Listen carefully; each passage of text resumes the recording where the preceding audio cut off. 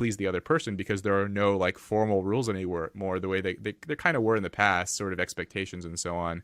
Right. Prior to the sexual revolution. I think like that could be one element here too, is just sort of like the dating, but then also the sort of stress around education and career maybe has gotten more stressful. Whereas like a lot of guys, I mean, a lot of guys seem like, you know, more and more guys are dropping out of the workforce, sort of staying home. I mean, there's been research showing that like a lot of guys who are like actively, I think it's been like per capita, the number of men who are either not working and not actively seeking work has like grown something like, I don't know, 20% or more per capita since the 1970s. And these guys are just kind of like chilling at home, playing games, like on their computer or whatever.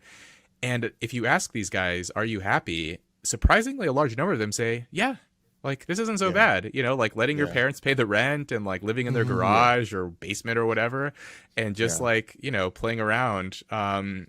These guys seem to be content with that, but I don't think women can experience happiness doing that. You know what I mean? Like, I think a lot of young guys can just like become like, you know, blobs and like find some like shallow, superficial happiness from that. But I don't think women can just do the same thing. I think like they have like a different conception of what happiness might look like. And okay, so let me pull that out.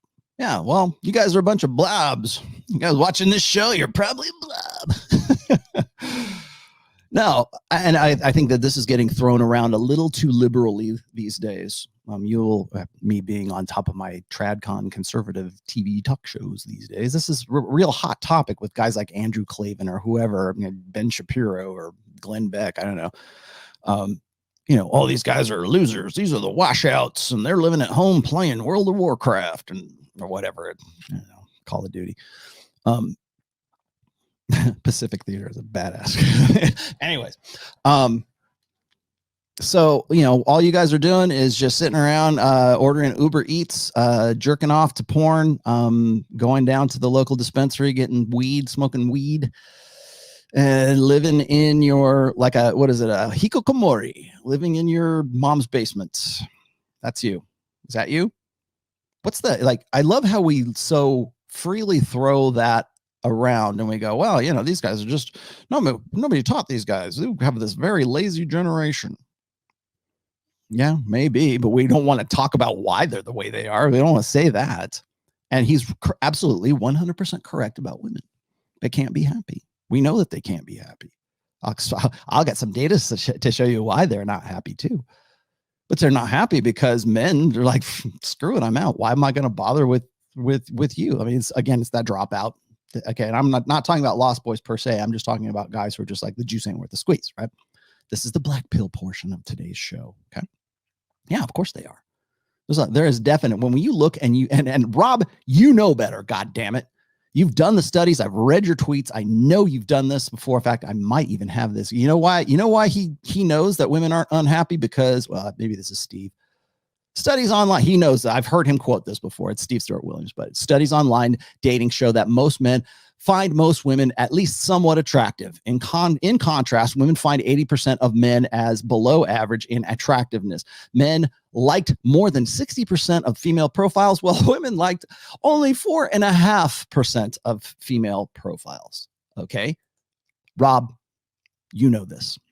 Okay, no excuses. Here's how I know you know this.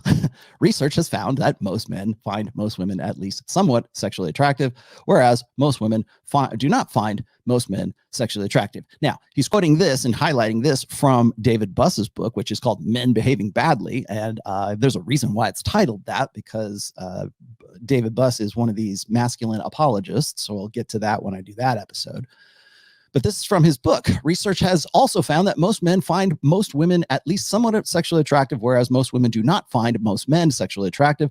The Buss Evolutionary Psychology Lab discovered that men lower their attraction standards for casual encounters. Wow. But not women. Maybe that has, holy shit.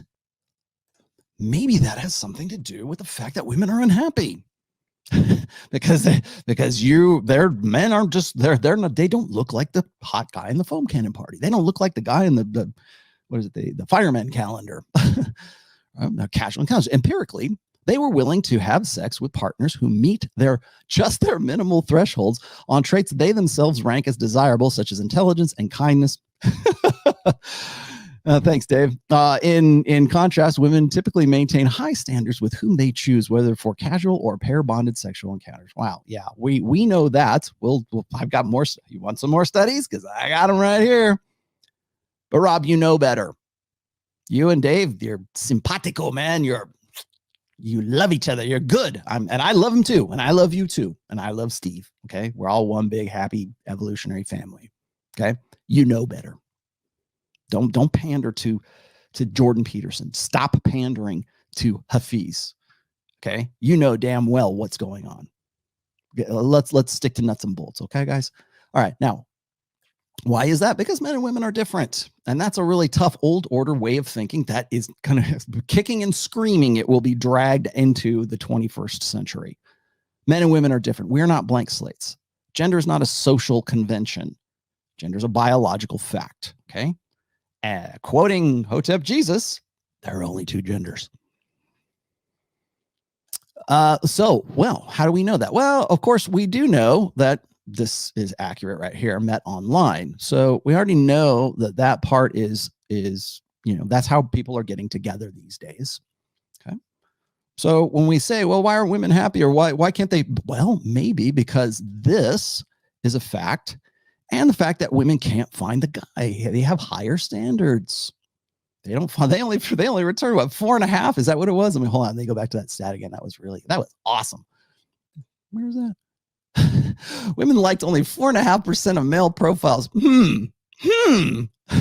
And this is how we're doing dating right now. So you connect the dots. I just work here.